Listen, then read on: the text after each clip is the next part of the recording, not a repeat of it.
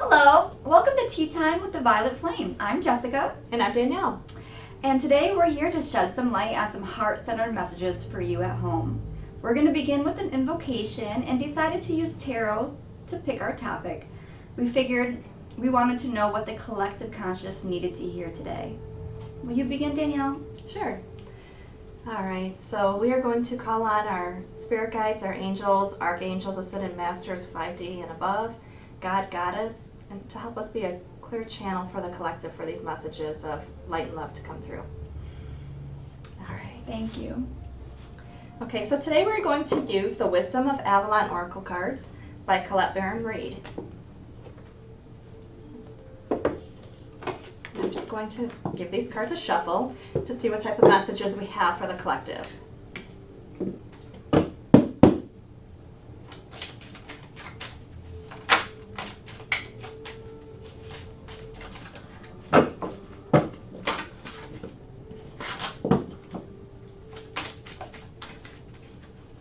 What does the collective need to focus on today? What messages do they need?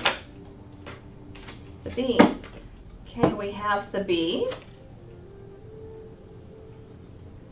So the bee represents luck, industrious, sweet victory.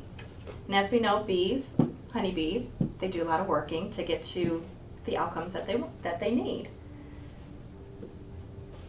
Should we pull one more to go with that? We could. What are we working on or working towards? Let's see what other messages we have from the collective to come through. Disruption. This is like a tower moment. Sudden changes, they could be for the good, something for better, or it could also mean that a sudden change comes through, kind of throws you off track a little bit in order for you to get the changes that you need happening. Working through disruption. So I guess this would be a personal experience depending on what you're going through. What does working through disruption mean for you? Keep pressing on. So for me, it means keep going no matter what. You're going to have your ups, your downs, the good moments, the bad. Take it in. If it's a rough moment, just go within. See what is triggering you with that, with the disruption. What might be bothering you? Is it something within, something from childhood, something subconsciously? And see how working through that can get you towards some type of accomplishment you need, whether it's happiness, a new career goal, a career change. If we're looking at the bee with the disruption card, we can sometimes think a tower moment could be, oh no, well right now we're in the middle of this COVID-19 going on and a lot of people aren't working.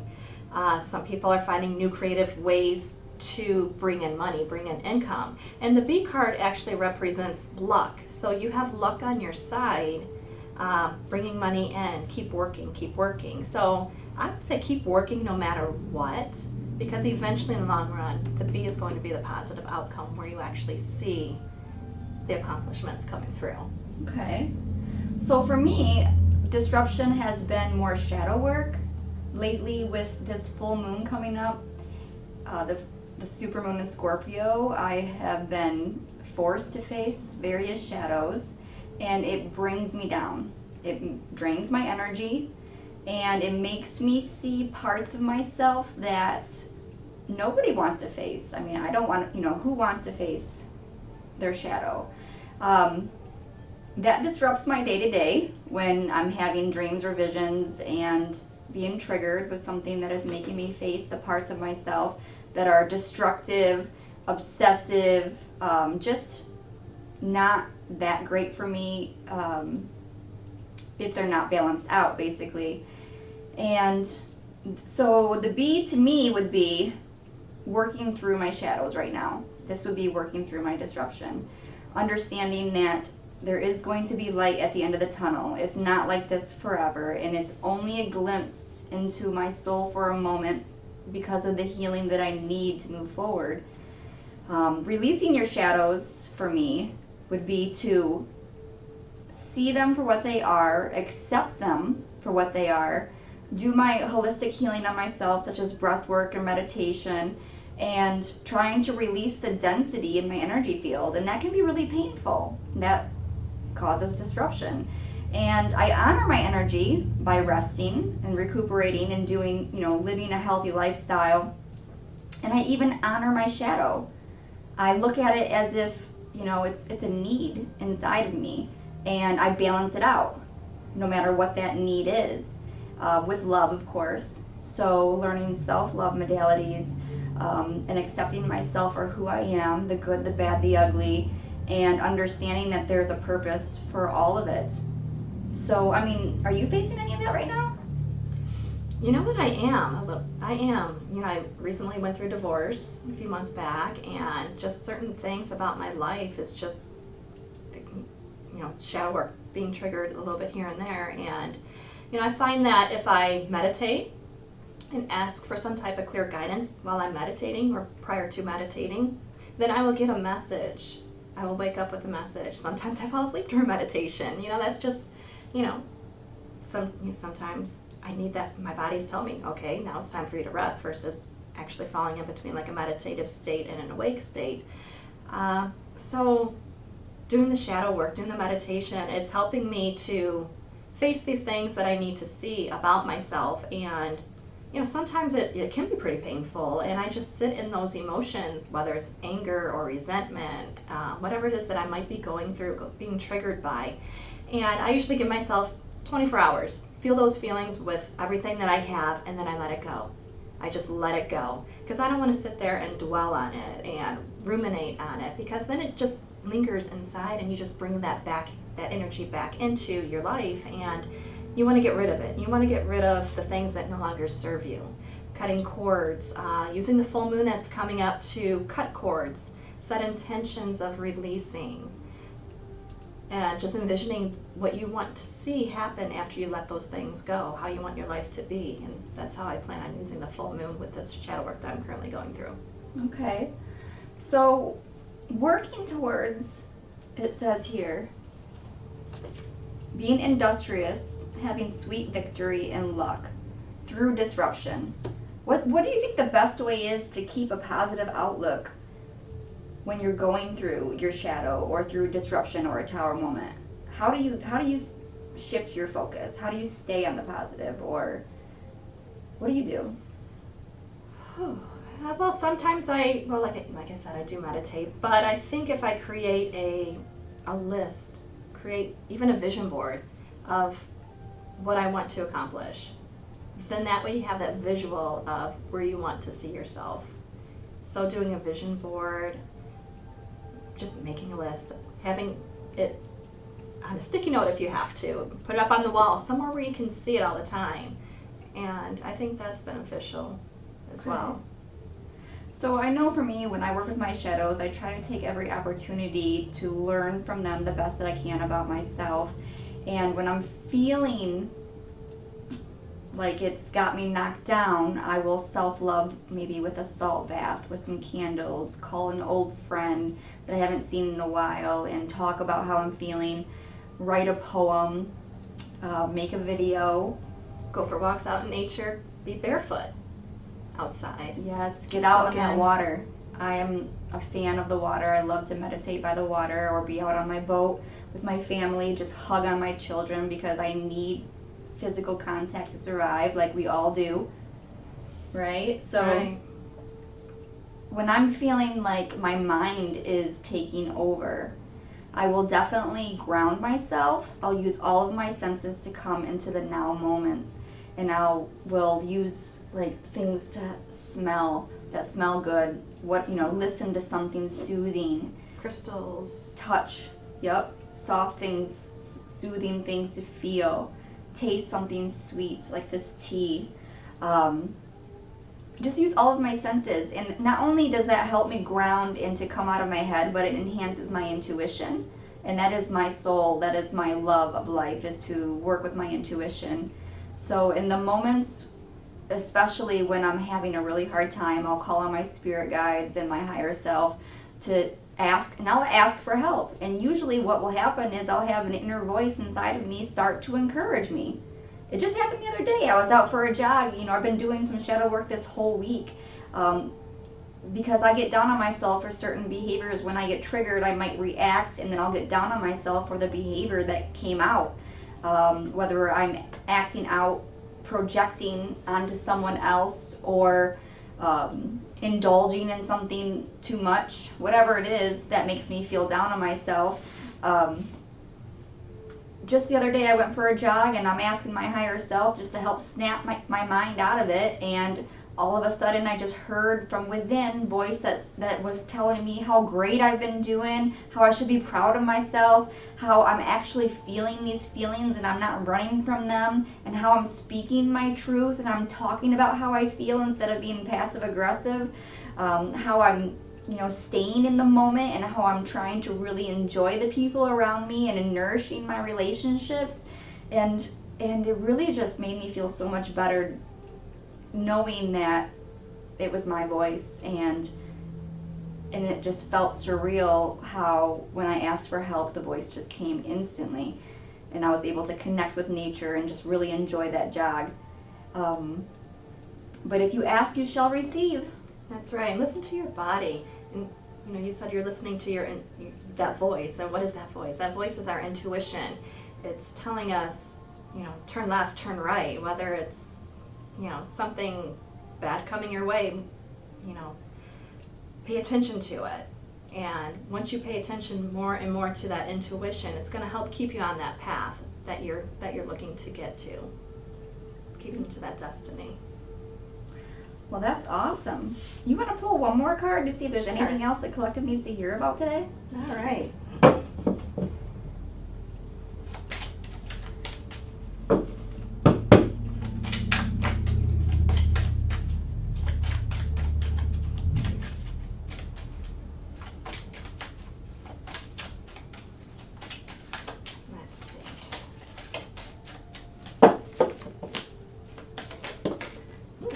Just flew right out.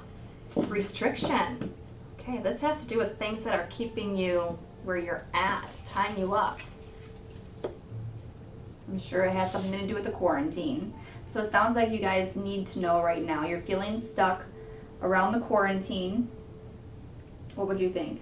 I'd say yes, we are all feeling stuck by the quarantine, but also keep in mind that it's temporary. And once the quarantine lifts, you're going to be back on that path that you need. If you're not already finding creative ways to,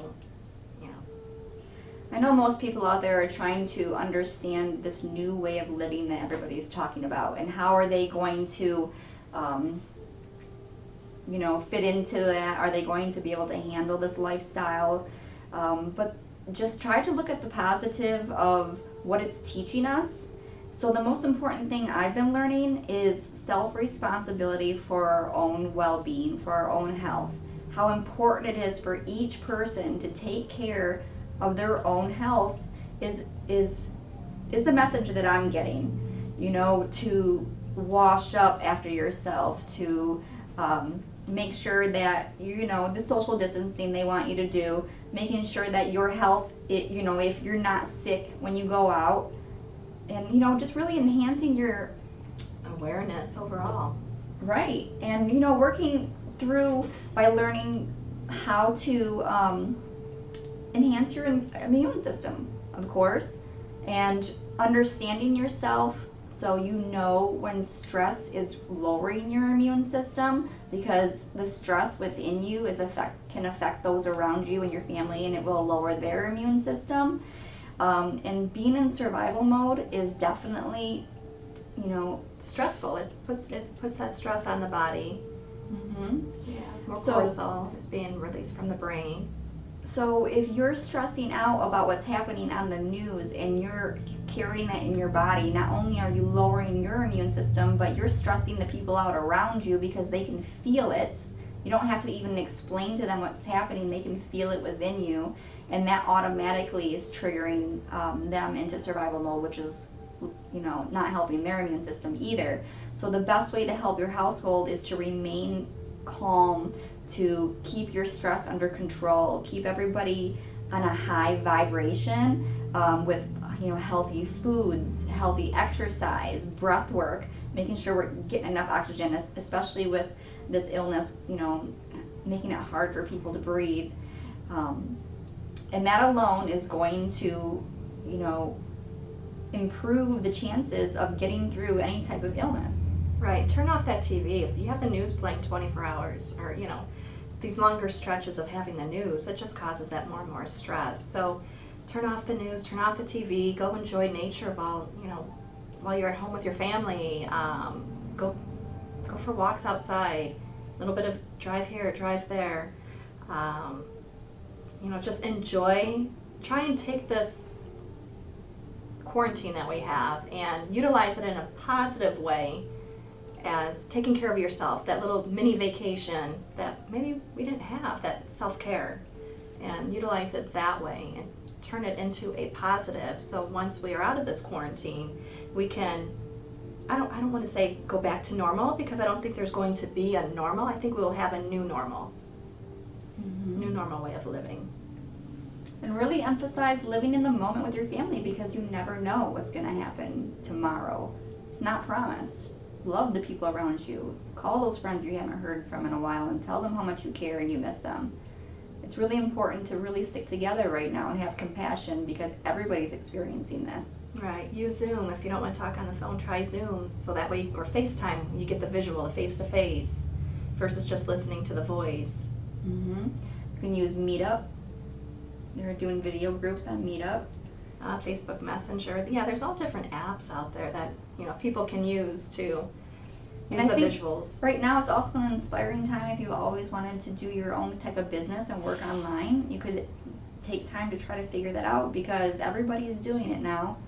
So if you want to travel and work online, it's a great opportunity. It's a great opportunity to do that and to learn. And with this honeybee card here, you should be victorious in some way. And I believe this honeybee is also symbolizing the fruits of our labors paying off this summer.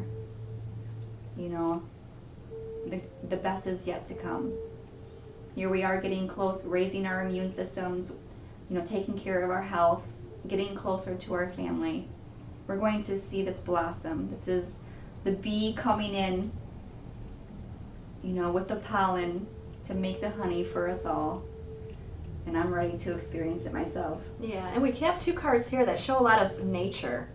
One is more out on a path here, the nature with the path, and then we have the waterfall. Waterfall has to do with a lot of your emotions.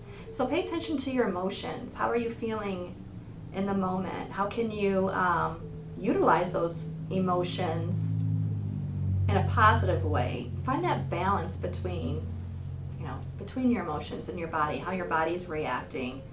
And you utilize nature, going out in nature, because nature is very healing in itself. I think this is a very enlightening experience for a lot of people. I have quite a few young people coming in requesting appointments and discussing their awakening as they're going through this, realizing that things may not have been what they appeared to be, and they're relearning who they are, trying to find their way. And I think that this is actually bringing that out in a lot of people right now. Many people are going through different awakenings of their own at their own level of consciousness, and we just really need to be supportive of one another, no matter what we believe in, and understand that we all can only pitch in and give and love based on our level of consciousness. So wherever you're at, and wherever the people around you are at, and the way they're fitting into this, there's a reason for it. And we shouldn't be pushed to do more or understand more than we're ready to receive. Everybody's going to be opening up and receiving information in their own time for what they need to do next. Right, and if someone is having difficulty with their emotions and with this virus going on and being quarantined, then ask for help. Try and seek help. We're both counselors. We're both art therapists. We do different healing modalities as well. But ask for that support. So you guys can reach out to us if you'd like. We're here at the Violet Flame in St. Clair Shores. My number is 313-695-4201. Like she said, we're both therapists and intuitive healers. We also do readings online and in person. So reach out if you need some assistance. We'd be glad to help you. Right, and I also do energy healing work. So I do Pranic healing and Reiki as well. So I'm certified in both of those. And any type of healing work that you need, any type of help, guidance, assistance, just reach out. You can contact Jessica through her cell phone number, or you can contact me directly through mine, which is 248-219-7958. And thanks for spending another afternoon with us. We'll see you next week. All right, take care.